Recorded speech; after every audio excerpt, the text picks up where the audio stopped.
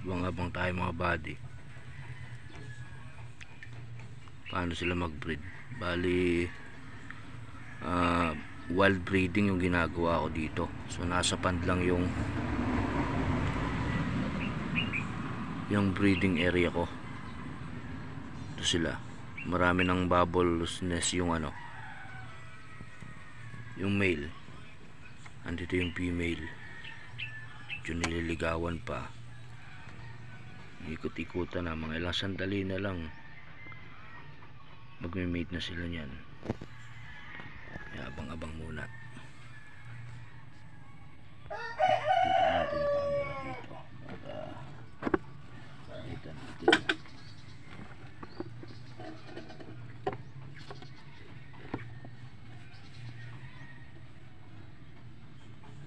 Ito yung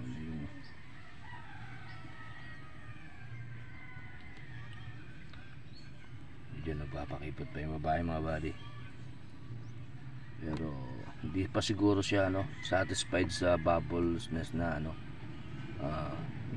ginawa. Pero may mga fry na rin nakikita niyo ba mga buddy? Ayan may fry na rin sila. So lagi kasi akong failure sa kasi nagpipail yung ginagawa kong pagbibreed ng beta pag ginagamit ko aquarium. Ito nga mga buddy so aquarium ginagamit ko, kaya ang ginawa ko dito lang, ginawa ko sila para nasa wild. Naman nagiging successful naman kasi may na-harvest ako. So pag nagbibreed ako dati into aquarium, laging palpak. Ito yung ginawa ko.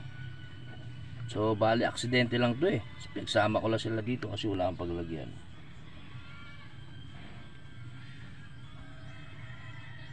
Bang muna tayo mga buddy. Paano sila mag-mate? Medyo nililigawan pa. Kulang pa yung bubbles niya. Yung setup ng pond natin mga buddy medyo hindi pa natin na-harvest yung mga yung mga floating plant na to. Ang batawag dito, kaya po tawag sa amin ito ewan ko lang anong tawag sa inyong lugar or ito yata, pero hindi ito sinasabi nilang duckweed. Hindi ko alam kung anong tawag nila dito.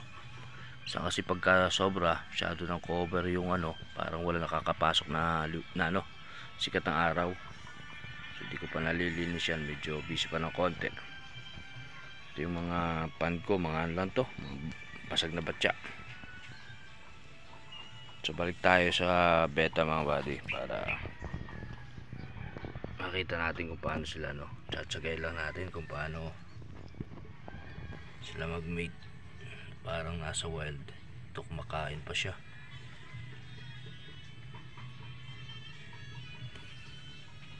Ito patuloy pa rin gumagawa ng ng bubbles yung male. Parang hindi pa nasasatisfied kasi yung babae.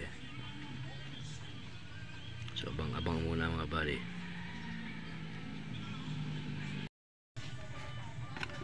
Ayaw pa rin. Parang nagliligawan pa rin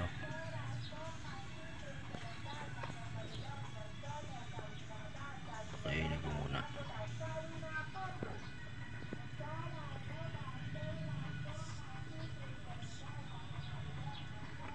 Ito lang mga buddy, ang hirap tsempuhan kung paano sila nagme-mate sa ganitong klase ng pagbibreed. Ko pa sila hinihintay. Di pa rin satisfied yung babae siguro sa bubbles nest. Malaki na yung malaki na yung tiyan ng babae. So ito, nagdadagdag uli ng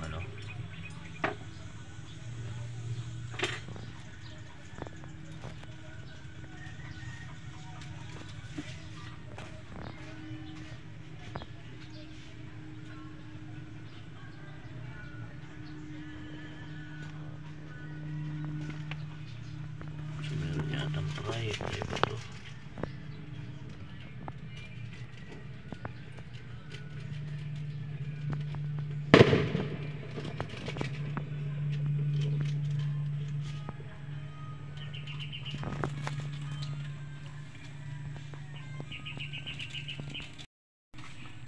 Niligid na.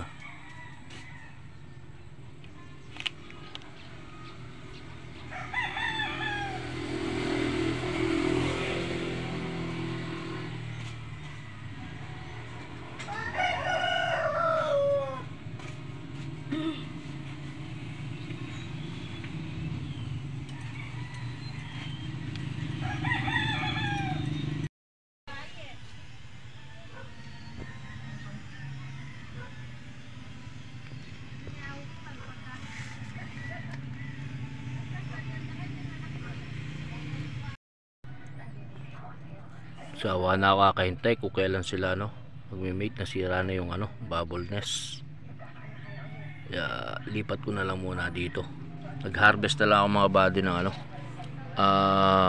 mga pang-out na gapi.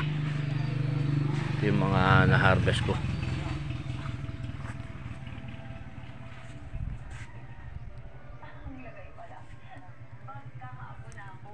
Ang dami pang i-harvest dito eh.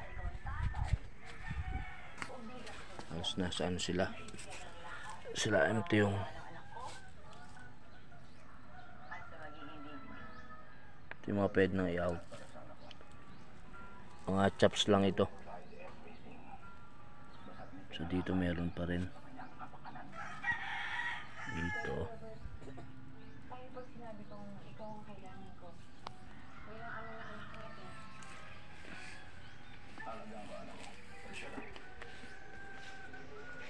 Tsaka sa molly, tinanggalan ko na ng mga aquatic plant, masyado nang marami.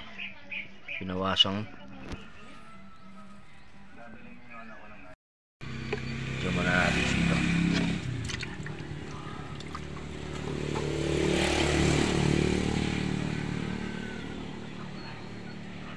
Kasi marami mga nagme-message sa akin na gusto mag-avail ng mga isda. So nire-ready ko na lang para madali na lang i-harvest. Wala yung na-harvest kung pwedeng pang out. Mga chops. So tingin pa tayo dito, baka meron.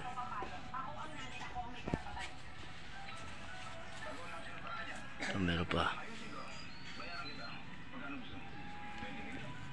Dito tayo.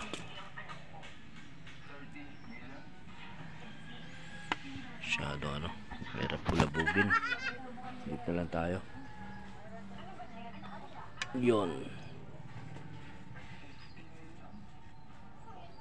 Sumama dalawa.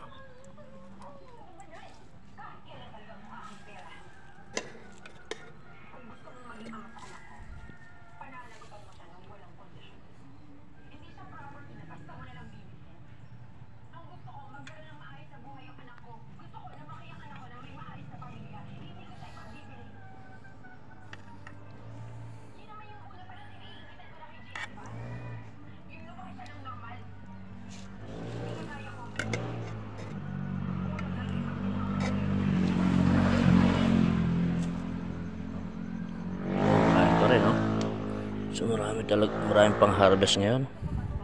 Sumasama yung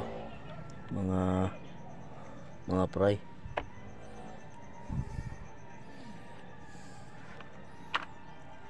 Pero to maliit.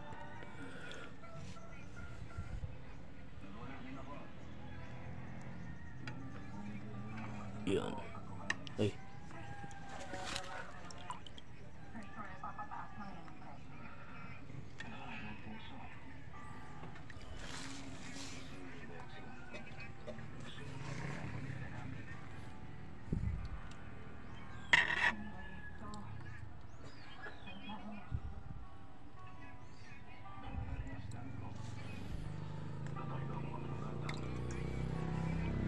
Mag-harvest ng may hawak ang camera.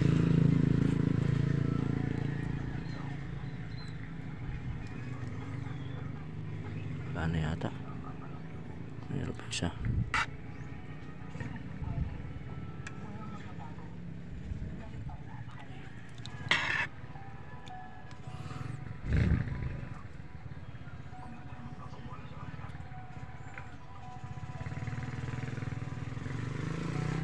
Uy.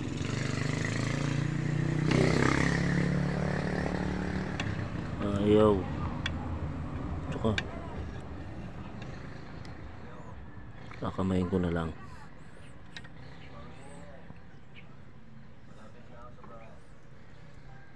Yun.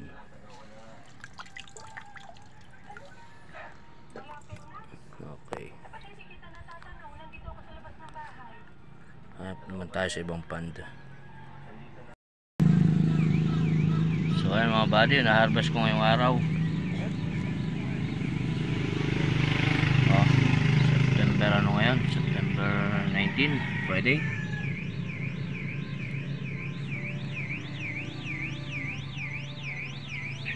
Ito yung setup. So maraming salamat. Hindi na lang muna mga buddy.